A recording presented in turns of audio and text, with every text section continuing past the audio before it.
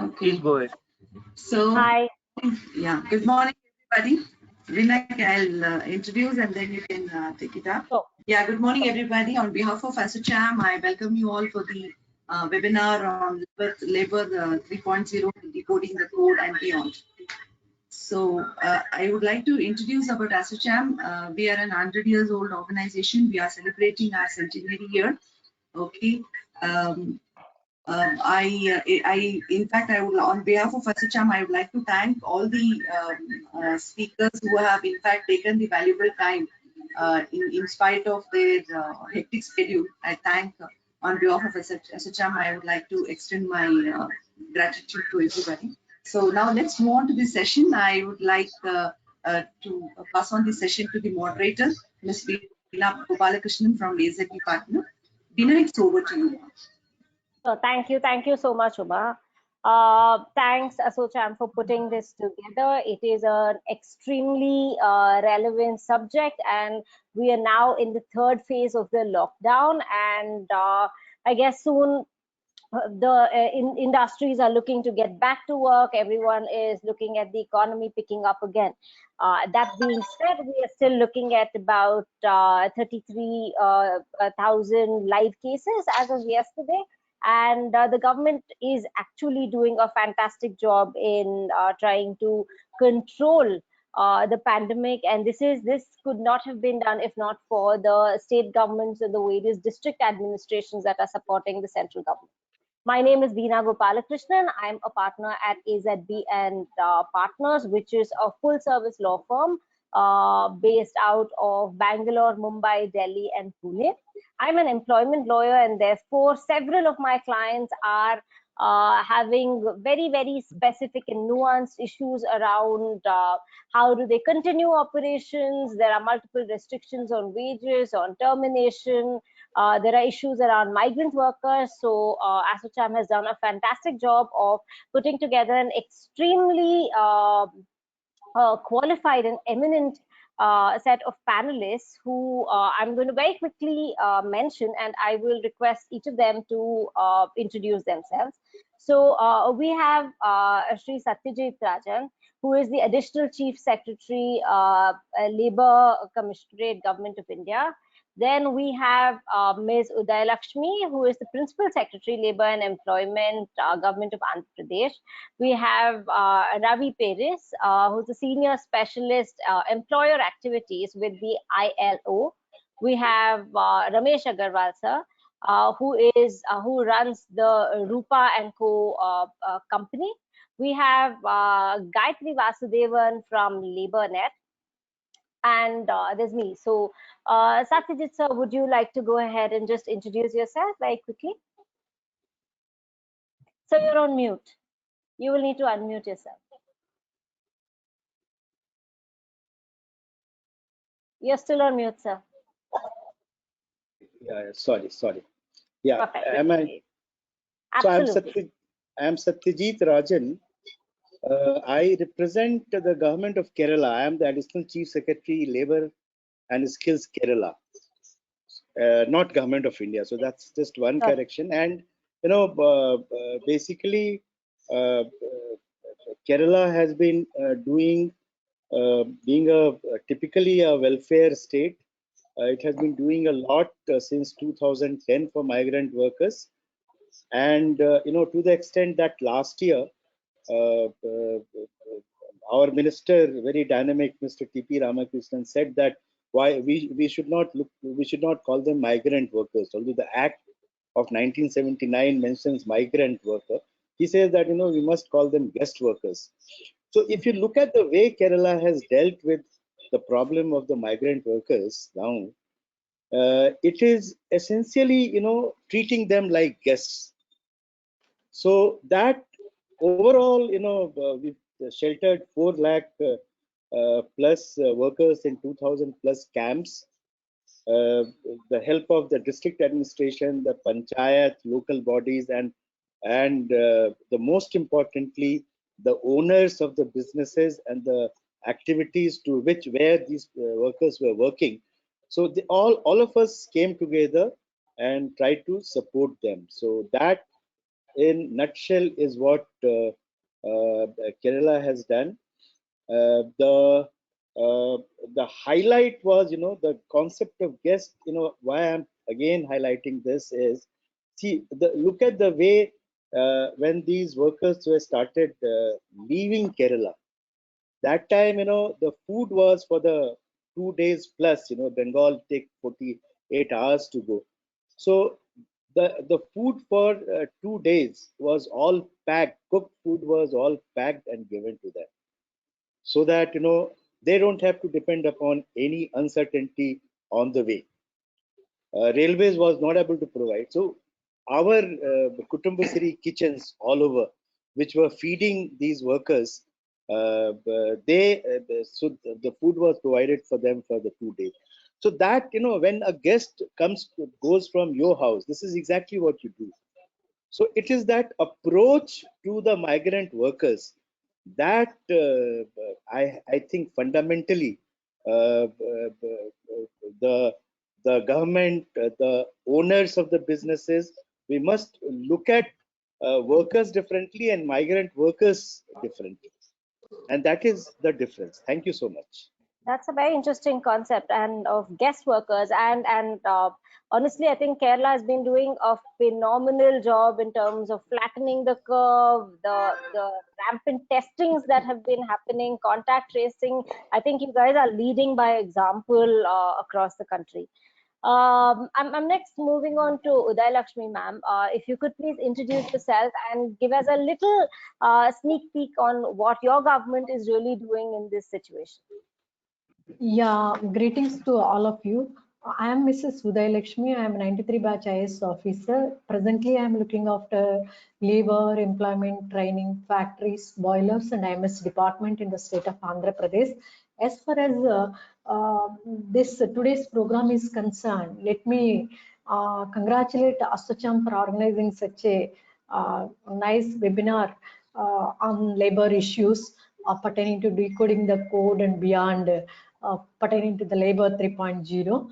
In this regard, I would like to go to the agenda item. The first agenda item which you have stated is this is the impact on industry and government initiatives to absorb the same. On this particular topic, recently we have convened one webinar with the CII officials, Confederation of Indian Industries, and around 400 and odd industrialists have participated in that, and they have expressed so many issues because we have issued an order to all the industries directing them to make the payment of wages pertaining to the labor for the month of March and April, and they have obliged our order. But if few MSMEs are facing a little bit of problem in making payment pertaining to their labor wages, they were saying that 50% will pay for this month, and later on will recoup the balance amount and all. But certain issues have brought to our notice.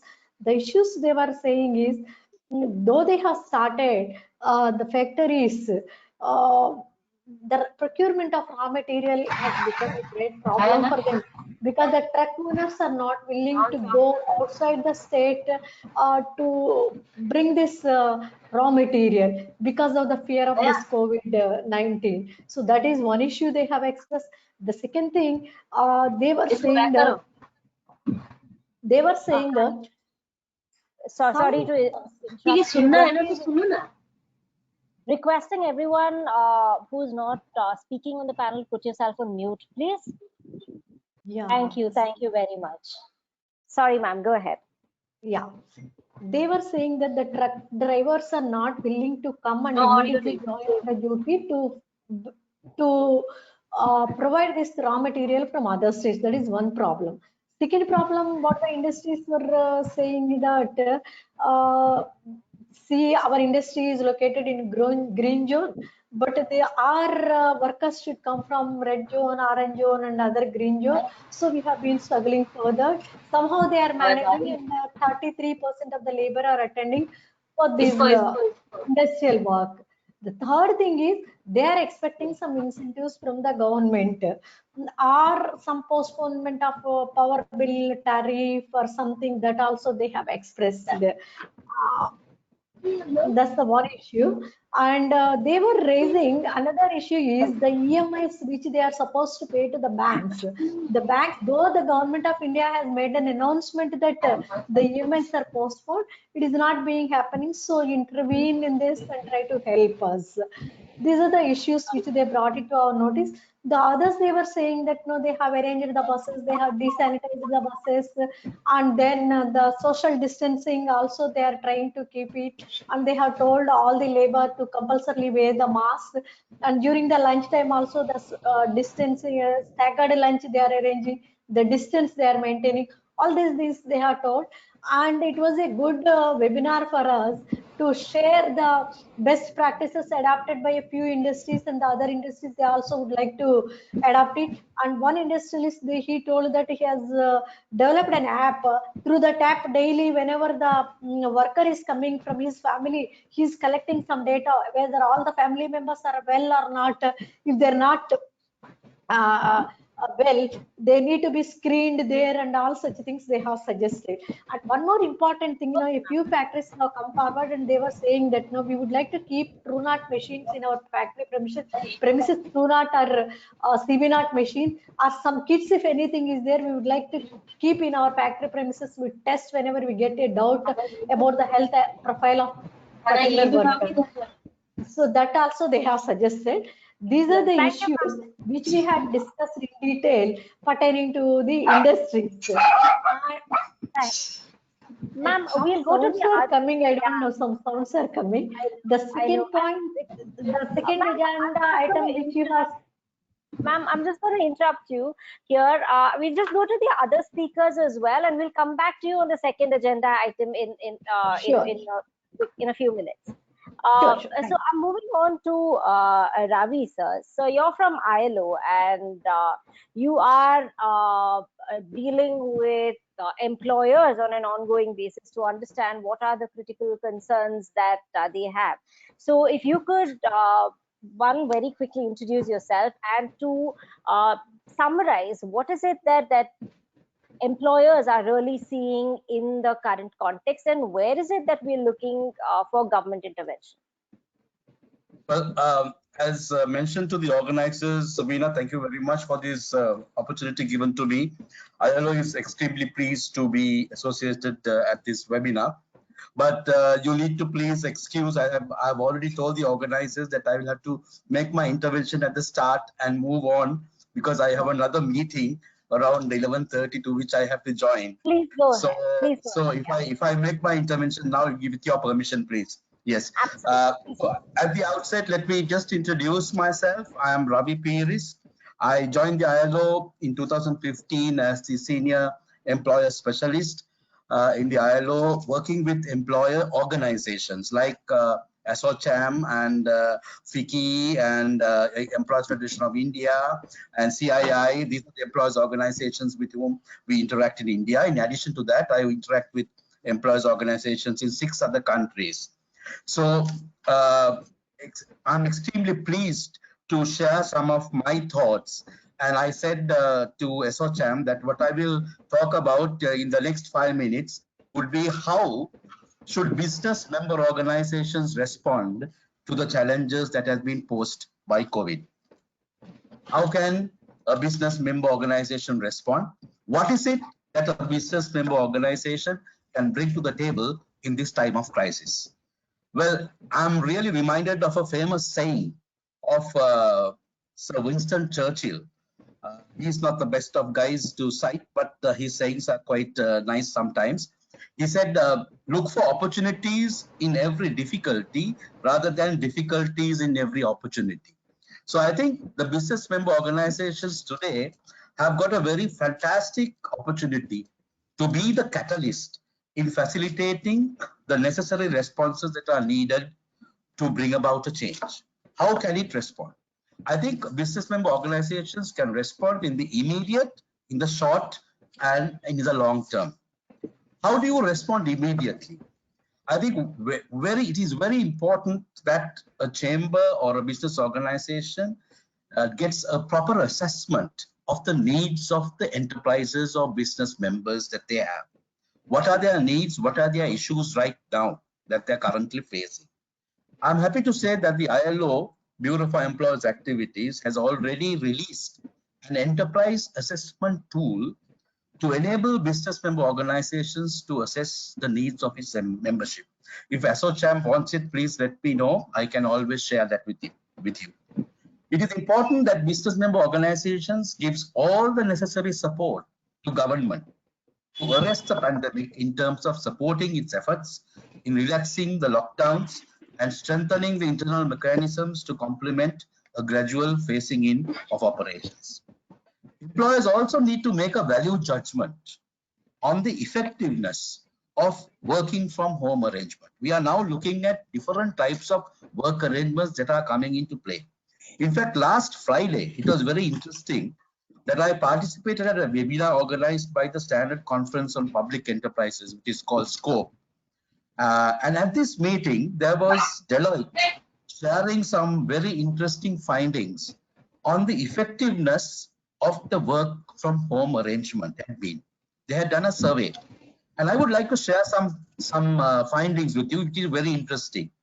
It was revealed that there had been a tremendous collaborative effort on the part of everyone, management and employees, to minimize the disruption to work during the lockdown.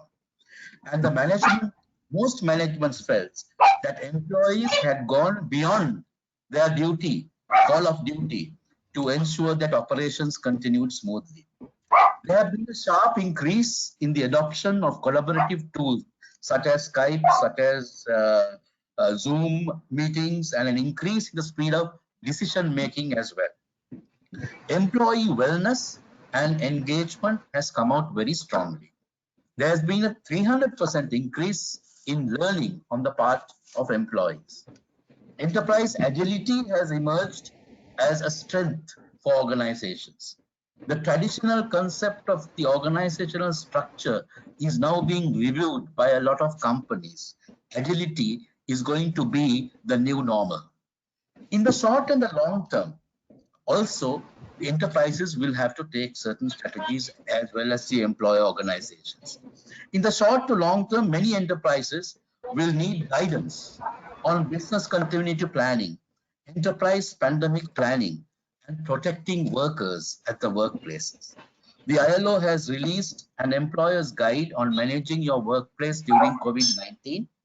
This guide covers a variety of topics, ranging from how to protect your employees at the workplace to exploring new work arrangement options such as working from home, part-time work, etc. We have also released a 6-step COVID-19 business continuity plan. This tool basically helps to assess the level of risk and vulnerability of any business and to develop an effective risk and contingency system for the business. It aims to establish the risk profile of your enterprises and the level of vulnerability to COVID-19 in terms of its impact on people, on processes, on profits and partnerships. It was just 6 days ago that we celebrated May Day, the 1st of May, which was commemorated across the world to remember the struggle of the working class.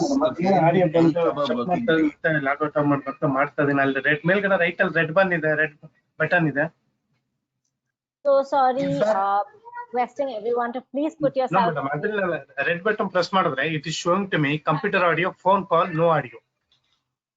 But nan kelspekala madam, nan headphone gara kelspekala. So sorry about this. No, I changed 2 headphones, madam. Once again, requesting everyone to please put yourself on mute. Okay. Convention. Okay. ನಾನು ಮತ್ತೆ log out ಮಾಡಿ ನನ್ನ system connection ತಗೊಳಕ್ ನೋಡ್ತೀನಿ ನೋಡಿ. The mobile try ಮಾಡಿ. Mobile ಅನ್ನ I have to go out. ನನಗೆ ಇಲ್ಲಿ ನೆಟ್ವರ್ಕ್ ಇಲ್ಲ ಮೇಡಮ್, ಅದೊಂದು problem.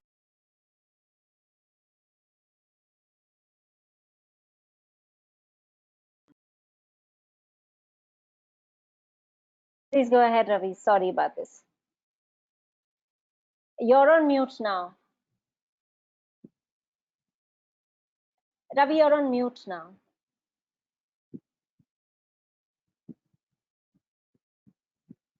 Ravi, you need to unmute yourself. Okay. Sorry, the organizer had muted me, so I couldn't open it up. So it's okay. Okay, got it. So it was just 6 days ago that we commemorated the May Day, which was basically a commemoration of the 8-hour working day. In fact, the ILO's first convention reflects on the 8-hour working day. Over 100 years have passed since the first May Day commemoration, and today, ironically, workers and employees in the world of work are in fact fighting to safeguard work. They are faced with the enormous challenge of securing, protecting people, protecting jobs, protecting livelihoods, and protecting the enterprise. The pandemic points to the importance of having social partnerships between employers and workers' organizations. In fact, we are happy to note at national, regional, and international levels, employers and work organizations have collectively contributed to achieving solutions to COVID-19 and developed joint responses with a view to safeguarding sustainable enterprises, employment, and livelihoods. Today, employers and workers together have a great opportunity to construct a new social contract that would secure employment and enterprises. I'm happy to once again say that the ILO Delhi office has formulated guidelines for the formation of enterprise-level COVID-19 bipartite task forces at workplaces. These guidelines envisage a task force at workplaces consisting of management and worker representatives that could focus on phasing in of the resumption of operations, safety of the workplace, and enhancing productivity through better industry relations. Finally, it is time that the business member organizations formulate a new value proposition to its membership. It needs to be relevant and sensitive to the needs of its members. To do this, there needs to be a closer relationship and understanding of the challenges. Initiatives such as this organized by ASSOCHAM show that there is a genuine interest to assist members. It is important that we harness the support of all stakeholders and work together. I would like to end with that famous African proverb I think all of us know. If you want to go fast, go alone. If you want to go far, go together. Business needs to go far, and we need to go together. I wish all of you the very best in this journey. Stay safe and stay healthy. Thank you very much, ladies and gentlemen. Thank you for this, Ravi. I hope you will excuse me. Thank you very much. No problem at all. And you. we have an audience who might have questions for you. If there are any, we will be emailing them to you, and it would be wonderful if you could address those. Sure, please. Please. Yeah. Thank you. Thank you. Thank you very much. Yeah. Bye. Have a good rest of the day. I'm next moving on to Gayatri, who is from LabourNet. Request you to just give us a couple of, just spend a couple of minutes on what LabourNet really does, and very quickly what you're doing in the COVID context, and then we'll move on to Ramesh sir, get his inputs as well, and then we can go on to the specific agenda items and get everyone's thoughts on it. Gayatri, on to you. You're on mute, ma'am. You're still on mute. Sorry. Yeah. I think that's a permanent miss that I make. You're learning new things. That's right. So thank you so much for giving me this opportunity to be part of this panel, I think, which is the absolute need of the hour. LabourNet is a social enterprise, which is about 14 years old now. And we've been working in the area of informal sector workers, primarily looking at what kinds of work require what kinds of skill sets and how do you match the two.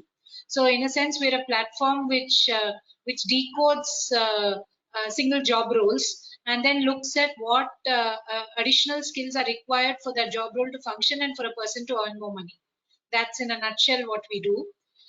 We are strong in the construction sector, rubber, auto, all related to the auto sector, as well as we've been slowly entering the healthcare and the logistics sector. So, we run a staffing company, we run a skilling company, as well as look at it as a social enterprise, as an overall entity. In this, when lockdown happened, we learned three things. One, of course, is that like everybody in the country, what do you do immediately to provide supplies? So we did a tremendous amount of, we ensured that sanitation material as well as food reached about 1 lakh workers who were in our registered database. And this meant logistics. We really learned logistics, where to procure, how to ensure trucks move, what to do with truck drivers. So it was a great lesson. And then we decided to use that in a positive sense and said we went to companies which were delivery companies. If I could take a couple of segments, like all the pharma companies which are delivering, essential, all the e-commerce delivery companies, and said, hey, can we give you staff who are delivery boys, pickers, and packers? So the same labor who we were giving food to, we brought their names under a database to see that in future, could they get a job? So looked at seeing, can a platform be made for quick information dissemination on where work is available? The second that we looked at was to see that our belief is that people have to start working. Lockdown or not, you need to start working fast and earning money. So we developed a whole set of solutions around that. For example, auto mechanics could do fumigation and sanitation of police vehicles, municipality vehicles. Now that can become a full-fledged career itself. Because I think after you saw the security guards becoming very important in every resident welfare association, offices, malls, in any place, I think the next transformation is going to be people who know fumigation and sanitization. So we said, what's that? What could we do? Looked at health infrastructure and are defining roles there. So our job we see as people who will redesign jobs, ensure that reskilling is there and people get back to work either through an aggregated platform or through an outsourced work where continuity is available. So that's really what we do. How long have you been in this space, Gayatri? It's about 14 years now. That's Prior amazing. to that, I also worked with the ILO actually. So Ravi, who you saw, was I was working up to 2007 in ILO. So I worked for about a decade, a little less than a decade there, and then moved on to set up LabourNet. Excellent. Excellent. So good to have you on this panel, ma'am. Now coming to Ramesh, sir, you are running a manufacturing enterprise. It's the COVID situation will have a very real and direct impact on organizations such as yours. But again, quickly, if you could introduce yourself, introduce your organization, and give us a very real sense of how are things from a labor and employment front for manufacturing entities. Good morning to all of you, and thank you for having me. I'm Ramesh Agarwal. I'm an executive director in Rupa & Company. We manufacture undergarments and garments, and we export them also. So the impact of COVID on the industry is very difficult to put it in a few words because it's an unprecedented situation. Nobody had faced this, and nobody would want to face this in the near future or in any future foreseen. So my point is that the impact on the industry would be immense because almost 3 months now we have means we are having no production, no work. And the second challenge would be like when somebody is saying that there will be gross unemployment. What I foresee is that it will be very difficult to get labor because most of the labor comes from the villages, and there is a thinking that this COVID is a urban-based virus. It's not there in the villages. So more and more laborers from the villages would be reluctant to come back to work. So there will be a huge gap between the demand and supply of labor. So leave alone retrenchment, I think industry would be eagerly looking for more workers to join the workforce. And about the payment and about the remuneration to the laborers is still a very tricky situation. The industry is eagerly looking at the government to bail them out, because everybody is aware that almost 3 months we have under no productive output, and there is only expense account is always, being hit. So I think the government has to do something very proactively with the industry, so that both the laborers and the industry survive. And in labor, if the labor survive, the industry will survive, and the industry survive, the labor will survive, because both are integral part of the business.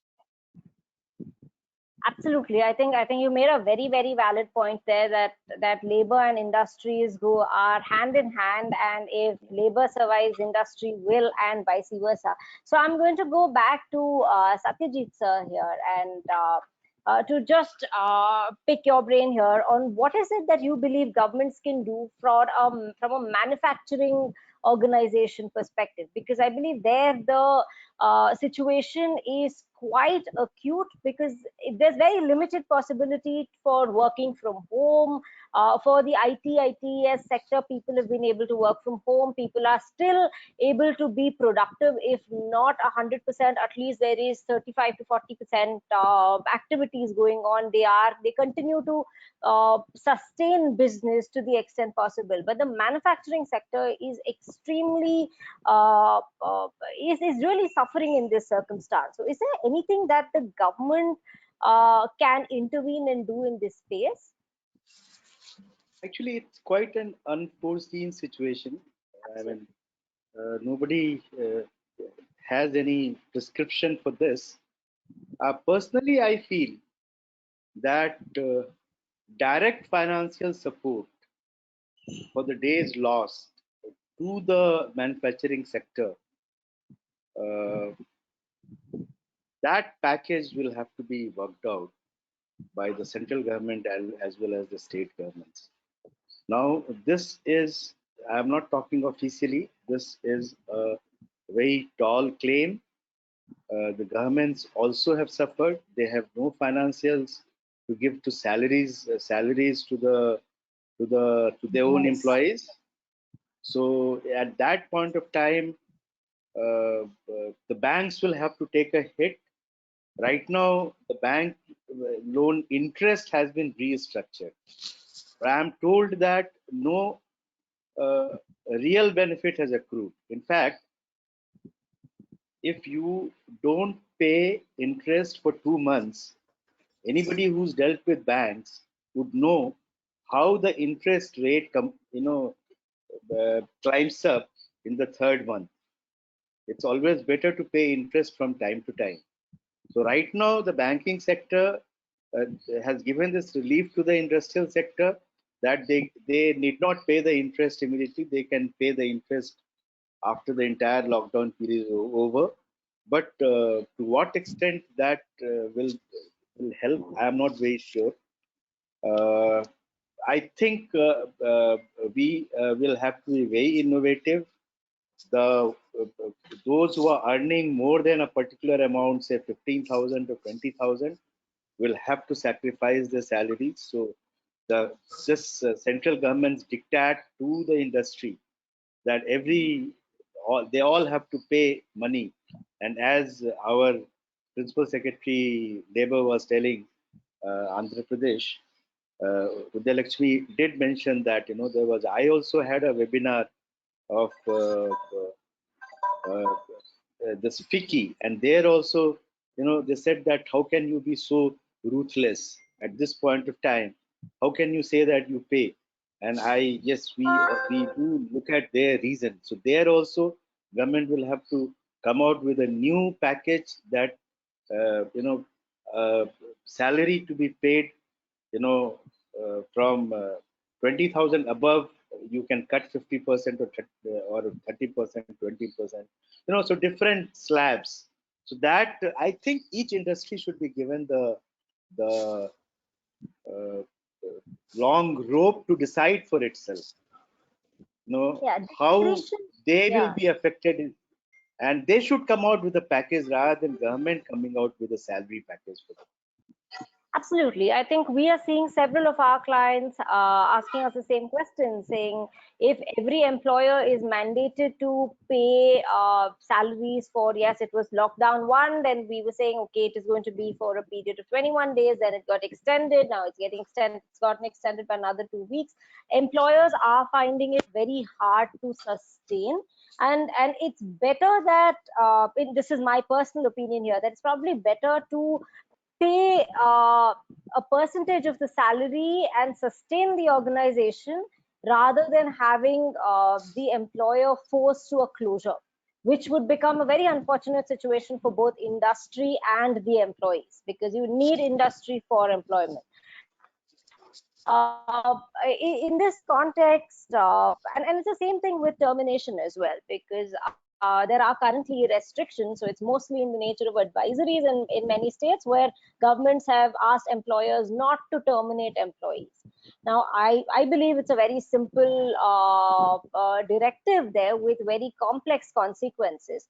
If an employer can terminate, say, 1/10 of the number of employees to sustain the remaining, then it should be something that the employer should have the entirely discretion agree. to do. Sorry for chipping in, Veena. I entirely agree there. Yesterday, Airbnb announced that 25% cut in their employees. Now, if you expect the hospitality sector in India to continue with the same number, it would be foolish.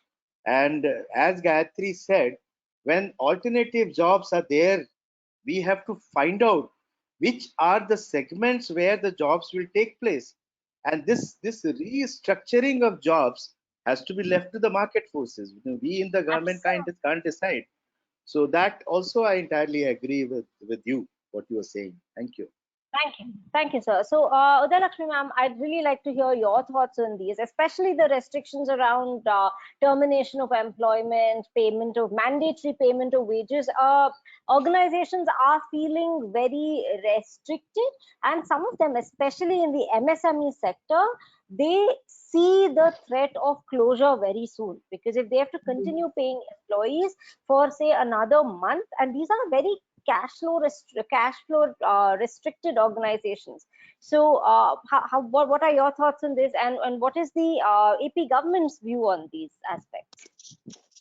You're right, Veena, but government is also waiting. If any instructions comes from Government of India, we would like to adopt, because so far we have not taken any decision pertaining to this one. But these are the issues which are raised by the respective industrialists and enterprises and employers.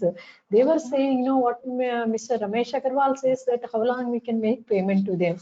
Yes, it's an issue, and they were expecting some incentives also from the government. So the time will decide, because right now we are all really burdened with helping the migrant labor to see that they reach their respective places and all, providing food, sanitation, mask, everything. So many other works we are doing it.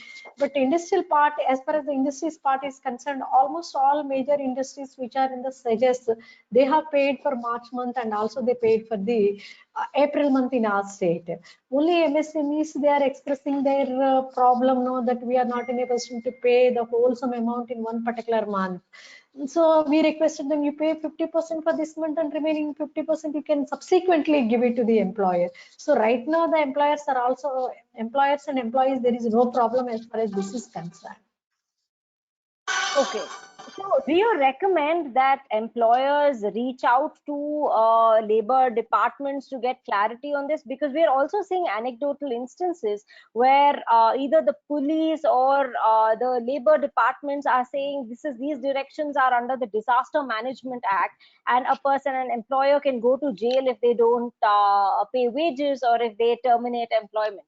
So employers are also very worried there. So it'd be very wonderful if you and or Satyajit sir could just give some comfort to employers there about their own discretion.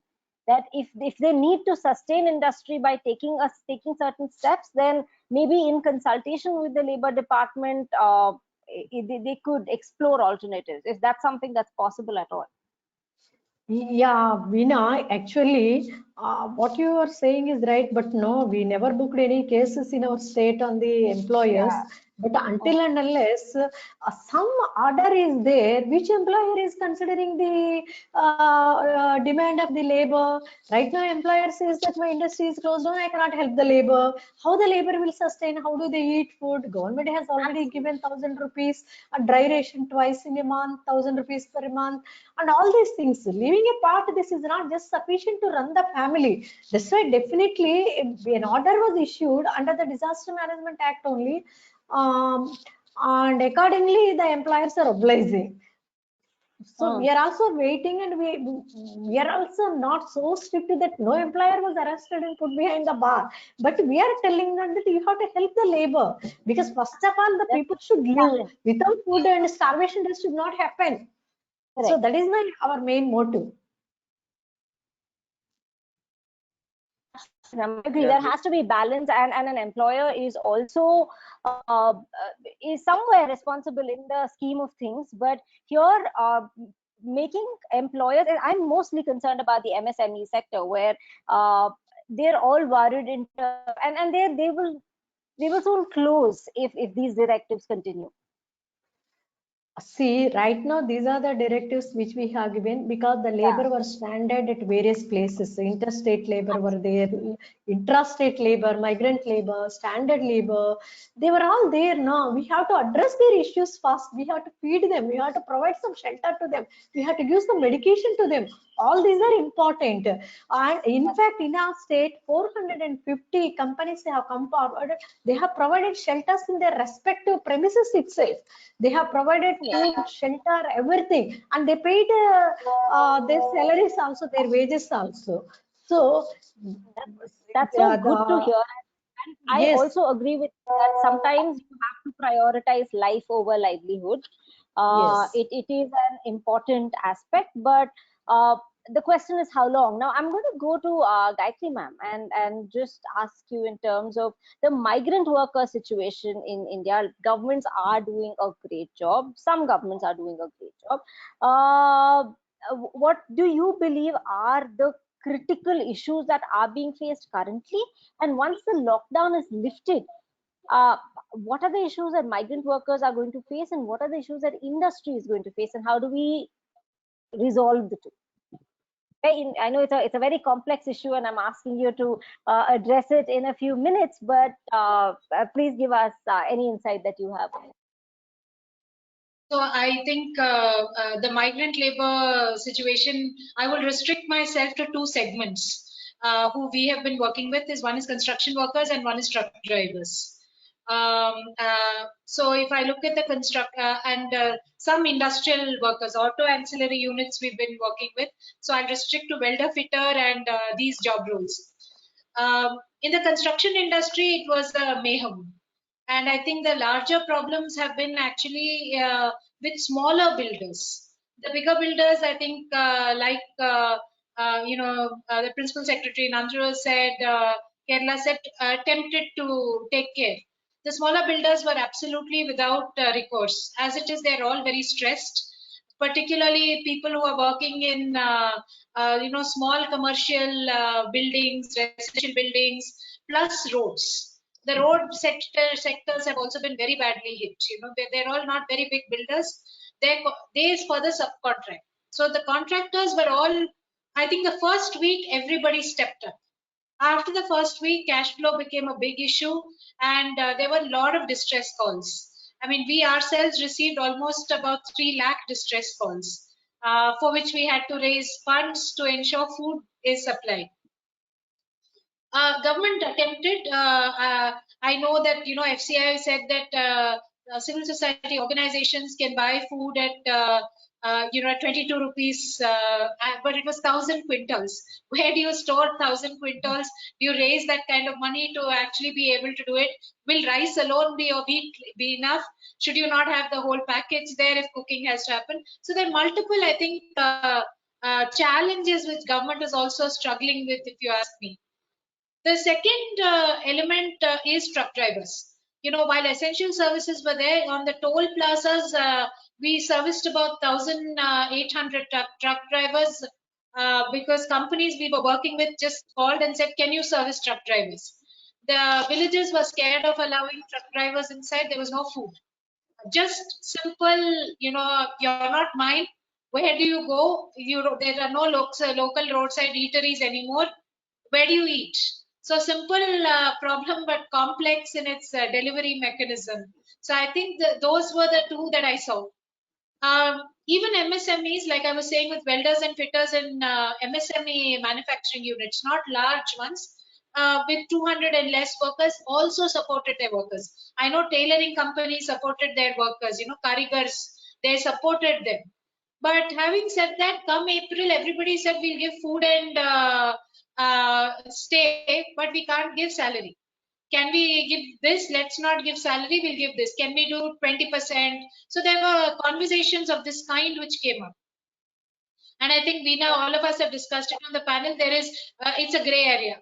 Can we do it or not? Many people have gone on unpaid leave. They've said that, we can't pay, we're not taking you off, but we can't pay, we'll take care of your food because you're in our premises, so to speak, you see. So that's a stance. Going forward, I feel there will be something called workplace surplus and workplace deficit areas. So all our cities which are red zones today are all going to be workplace deficit. Correct. So, so irrespective of their industrial estates, wherever we are all there, we are the contributors of the problem because of the way in which our whole cities are developed, right? So I think here I'm a little bit, in a sense, I feel a little optimistic. I feel labor practices will change. We've never been able to really look at how labor should be treated. I've been hearing that as well. So I think that will change. Labor will become a commodity which is valued, and therefore probably industry will treat it far better because you don't have it in surplus. When you have it in surplus, you're always, you can choose from. Now the problem is going to be workplace surplus areas, which means people going to Bihar, people in Karnataka going to North Karnataka, Jharkhand, Odisha, etc., where work is not there. And every state will have its workplace surplus and workplace deficit. So I feel there is where I feel we have to be innovative and figure out how how can work be created. And I just want to put one point and then I'll stop, is I think we need to look at reprioritization of how we are going. I mean, the government of India and state governments have a great opportunity. In India, 35 cities have a population of over 1 million people. 7,000 census towns are there. Just before this call, I was talking to somebody who was saying, instead of having a telecalling center, ITITS in Bangalore city, if I move to Hosur, it makes economic sense. So satellite cities, smaller cities probably will have to come up fast in order to sustain it. And then we'll have to look at infrastructure in these places to be built up. I think that's the way I'd look at it. Thank you. This is so valuable. In fact, I was reading recently that it took a virus to actually make us all look at the migrant workers who were previously invisibly doing everything for us. And no one really paid attention to the existence of migrant workers. They were just people in the background building tall buildings, manufacturing things for us. And now they are on the news. Everyone's talking about labor rights. So yes, it's probably going to, we are probably treading on the path of creating better labor practices. Now, very quickly to you, Ramesh sir, and in the interim, I'm going to ask all our attendees to key in questions if you have any, which I can use the opportunity to ask all our eminent panelists. Ramesh sir, if you could very quickly summarize 3 critical pain points for the industry as of now, and what is it that you are anticipating once the lockdown is lifted? Because one day, say in the next 2 weeks or 2 weeks thereafter, eventually everything will have to go back to normal. What do you believe are going to be the key concerns? See, number one concern would be obviously there would be a shortage in demand, because we cannot foresee how the consumers are going to react, whether they'll be buying online or they'll be buying from brick and mortar stores. So it's a long way to go. And then secondly, how long will the industry be able to sustain paying the expenses, whether it's related to for staff salaries or any expenses, because incoming for the industry for a long time would be a hit. Even the payments which are outstanding, the datas which are outstanding, they will also find out ways to delay the payment, because they'll all say that they were under lockdown, the sales did not happen. So for collections for the industry to come down will be a very big challenge. The third one would be to reorganize the whole thing, because everything has gone haywire. So like I said, if you, like people are saying about retrenching the laborers, I foresee that we will not be getting enough labor to maintain our production. And secondly, all the other the sourcing of the raw material, everything has gone haywire. So to put it back, I think it will need at least 3-4 months after the lockdown is done away with. So it's a long way to go, and it's like starting afresh. Right. And I think there is the economy is going to see a shift, simply because people are now getting used to looking at their needs rather than their wants, and consumerism itself has become fairly limited now. We're all now only looking at essential services. Non-essential will take a very, very big hit, especially the luxury items will take a very, very big hit. Yeah, and I think we've all gotten used to the fact that luxuries are really non-essentials, which is going to create some kind of a hit on the economy. Now, I'd request each of you to just spend a minute or two in giving your closing comments. Let's start with Satyajit, sir. Yeah, my closing comments are, I would congratulate all the industry guys who have really, as Uday Lakshmi said, really taken care of the workers in these tough times. So much so that, in 2 days back, when we conducted a survey in Kerala, how many of the migrant workers want to go back home, it was 60%. But now that, the opening has started, with each day, it's very dynamic. My gut feeling is that in the next 3-4 days, not more than 35% would like to go back home, because at the end of the day, they also want to have work. So as Mr. Ramesh Agarwal ji said, that they will have shortage of workers, but I'm very sure those who have taken care of the workers, they will have relatively lesser shortage, because their workers will stay back to the extent that they will come back also. And that is where the relationship between the owners and the workers, that relationship will prominently play in the coming times. And of course, the way we are going to do the business will completely change. And I mean, if you look at it, the religious places, the next 2 years, I don't see people visiting temples, churches in the large numbers that the Indians are used to visiting. It will affect the small businesses near all those temples. A large number of people are employed there.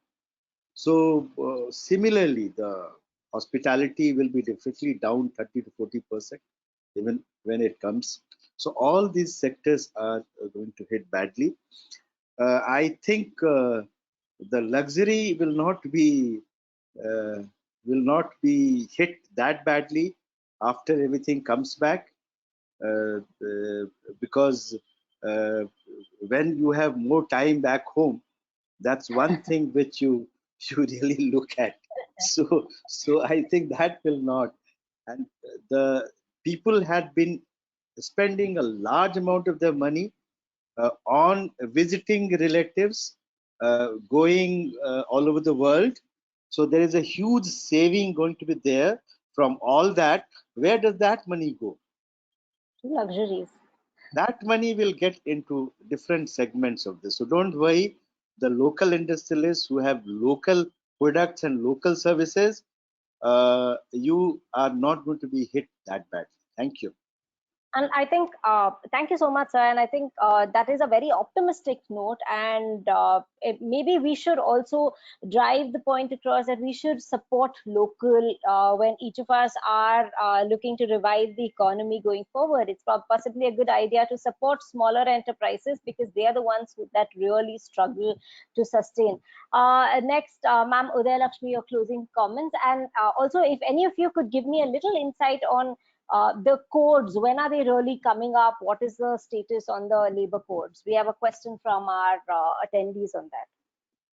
See, my closing remarks would be like this. First of all, I would like to thank ASSOCHAM for arranging this type of webinar.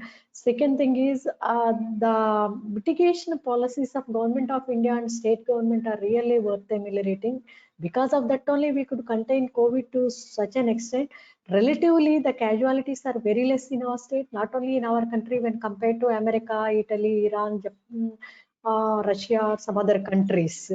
So now the thing is, we are reading and we'll be knowing so many researchers are saying that by the time the vaccine will come out, it will take another 12 to 18 months.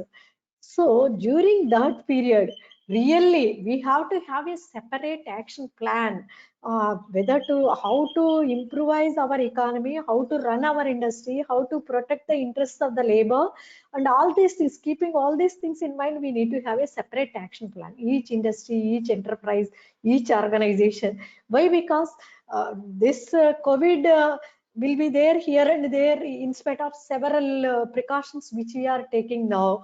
And we must congratulate in this regard the medical professionals. They have done extremely wonderful job. The police, especially the district administration, the collectors, the SPs, they have done incredible job in containing this disease, in tracing out the contacts, in bringing out all the contact points and keeping them in quarantine centers, isolating them, identifying the positive cases and all this, and they have done wonderful work. So we have to congratulate them. This is the occasion, but everybody has to concentrate on improving the diagnostic facilities, maybe the scientists, and how to address accelerating the therapies. What therapy will cure this disease and all that also we have to take into consideration, and we have to wait till the time a vaccine will come out. That's the only thing which I can tell. Regarding the courts, Veena is asking. Already Government of India had a meeting some 5-6 months back with all of us in Delhi. They were also thinking about formulating the new courts, new laws, new acts they are bringing out. All old laws, they are revamping it. So what type of code will emerge out? We have to wait and see. Right now, I cannot say that. Thank you. The Government of India will now be forced to relook at all the codes in view of this COVID. So this would be probably. I agree. I agree, because our current laws don't really contemplate situations like working from home, emergency situations like these, etc. Gayatri, closing comments, please, and then we'll have closing comments from Ramesh sir, and we'll wrap up. I think my hope is that this is a wake-up call for us. As I said, we have to decongest cities is very clear. The long term has to be that all the taluk headquarters, the tehsil headquarters, district headquarters have to have quick prototypes built out. What we did wrong in the city has to be corrected there. So I think the faster we have those, the better. Second, I think is we have to look job role wise. And I want to take Rajan sir's comment earlier where he did. I think it's not only macro that we should look at. Each one of us who's dealing with single job roles, double job roles, have to quickly come up with prototypes. State has to provide support there. I also feel very strongly that MSME definition has to change. Below 250 crores has to be made MSME. I think it's been in limbo for a very long time. The faster that change happens, lot of this thing. Credit is not what will revive this economy now. Nobody has money anymore. So MSME will struggle. Therefore, tax holidays have to be there in spite of government also being bankrupt. So that's a tough call that government will have to make. Maybe states have to be given. I don't know if it's possible, but ability to borrow money. Otherwise, states also don't have money. States have to support its MSMEs. States will need that element. In MSMEs, I feel very strongly there are three things which are required. MSMEs have been close to their workers, whether it's manufacturing or services. Whether you run a courier service or a hotel or a manufacturing, typically you have less than maybe 200 to 500 workers, 40 to 200 workers. You had a long relationship, and somehow these advisories have made it antagonistic, and that's a larger worry I have. When they've been exploitative, plus also had a cohesive relationship. So they've been in an oxymoronish situation. So I think there we need to quickly come up with solutions there. So my hope is that we learn from this and quickly have new ways of working and living. Thank you. Thank you so much, Ramesh. So very quick closing comments, and we'll have to wrap up this webinar.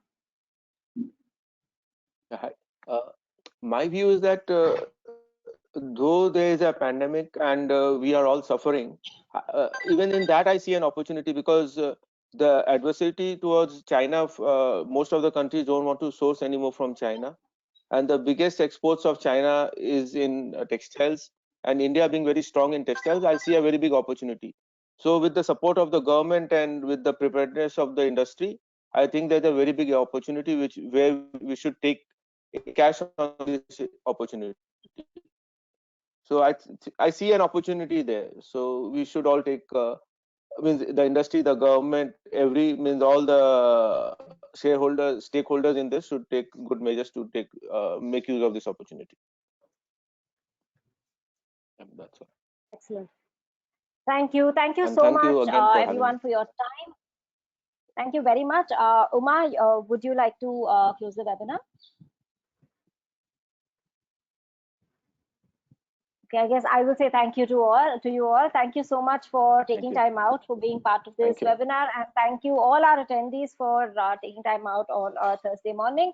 We hope this was useful. Thank you. Thank you. Thanks, Veena. Thank you. Thank you. very Thank you much. so much.